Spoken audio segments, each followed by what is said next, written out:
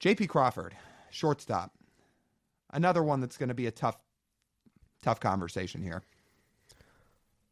I think that J.P. Crawford's season was the most disappointing season of any Mariner.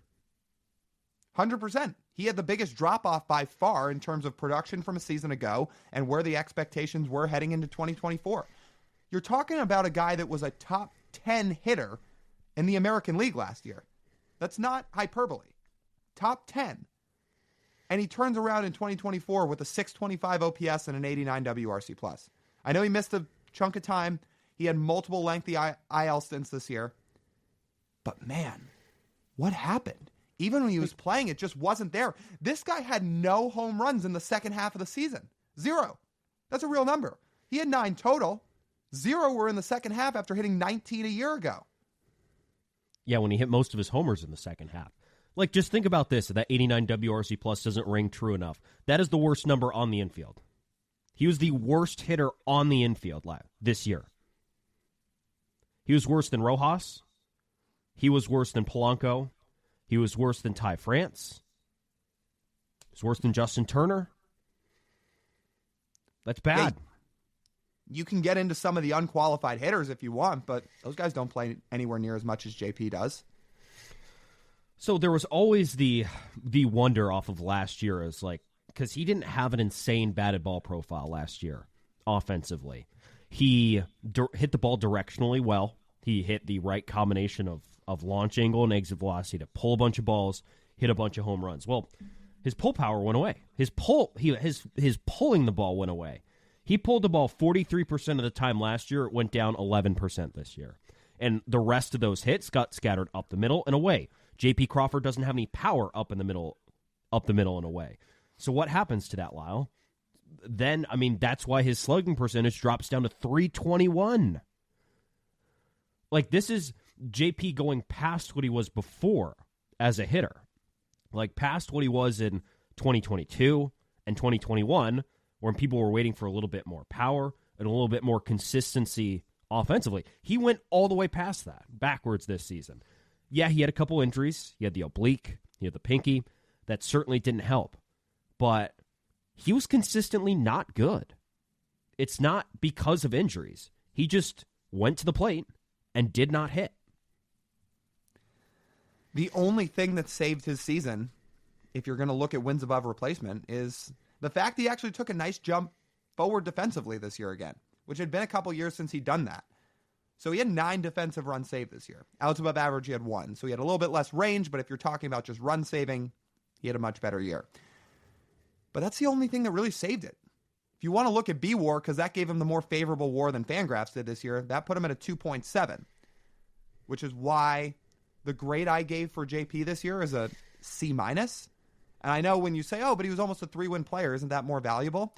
Well, there's a little bit of a curve here because the expectations he set last year was, at least to some extent, he has turned a corner offensively and he can really be relied upon in this offense. He's going to be your leadoff hitter.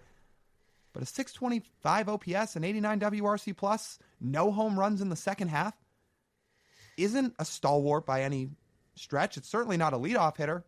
So yeah, like on a curve, he is going to get a lesser grade. Now, there's still some things in his profile that he did well enough. He always walks, doesn't chase a lot. That's his bread and butter. But almost everything else took dives this year. Now, his batted ball profile, to your point, didn't change that much, but there are other meters here that took dips. His ex-WOBA took a big dip this year. His strikeout rate, for a guy that doesn't strike out a lot for his career, highest mark of his career this year, went up. 22.6%. Now, that's not high, but J.P. Crawford usually keeps it under 20. His career strikeout rate's about 18%. There's a lot of things that really did not go well this year. We talk about the position players being blamed for Scott Service getting let go. We threw some blame Julio's way, certainly, because he had up to that point struggled. Sorry. It is just hard to read through these stats, Lyle. I'm going to be honest. We gave Julio his flack, but when we review Julio with the outfielders, you'll notice that he finished his season with a respectable offensive season because of a strong second half. Well, JP never recovered that. Therefore, again, the drop-off of offense is one of the biggest contributing factors to this offense underperforming this season. What I cannot understand for JP, there's a couple things here. Number one, he stopped hitting pitches like in the zone. Like as a hitter, that's what you have to do. You have to hit pitches in the zone. He stopped. I have his 2 heat maps up here of his weighted on base average, like the savant strike zone things. They'll show you by quadrant how effective he was. Well, in 2023, he crushed middle pitches, middle down and away, and then middle in. He was excellent against all those pitches. The only one where JP doesn't have a blue square in 2024 is down the middle, and it's only light red. And light red is before dark red. Dark red is really good. Light red is okay. That's puzzling why that was a thing. But it's not just, and we can dive in even further than that. Like, that's just the results. What about why? It was like he stopped hitting fastballs. He saw a 15 run value drop in hitting against fastballs. He saw a 11 run value drop against sinkers.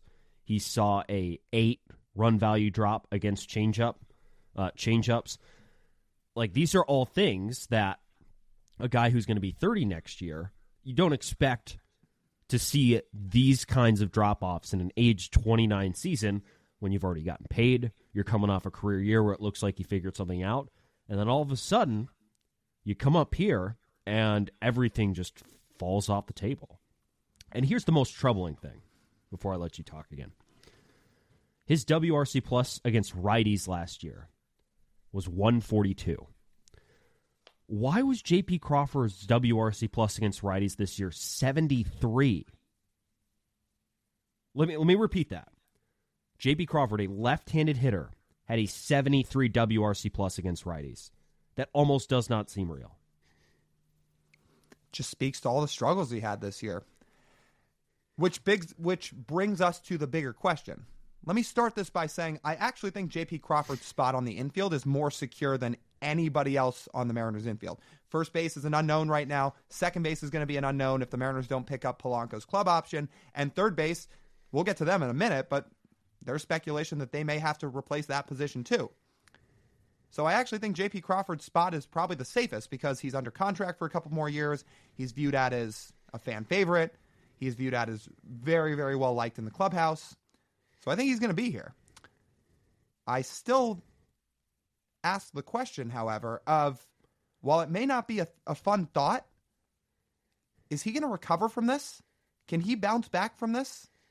Or is this just the way he's going to start to trend for a guy that's also going to be 30? And the other thing to think about is, can the Mariners afford, not only can he recover to this, so by recover, let me clarify, what do you qualify as recovering? Is he getting back to the 105-ish he was WRC plus in 2022? Or are we talking about getting somewhere near where he was in 2023? What he did in 2023 is probably going to be an outlier at this point. So I'm not talking 130 WRC plus. I'm not even talking 120. Yeah, let's say somewhere between 105 and 115. Can he recover and get back to that? Right now, my answer is I don't know.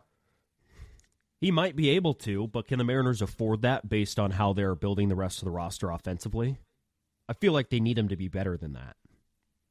Like, seriously, if they're unwilling to invest the proper resources in second, at third, and at first base, which we've articulated, and we get the impression of this offseason that, you know, replacing your entire infield is not really a thing teams do because the players aren't available. So there's no choice but for J.P. Crawford to pick that offense back up, or the Mariners' offense is going to be bad again. Mm-hmm. Can't just get carried by your outfield.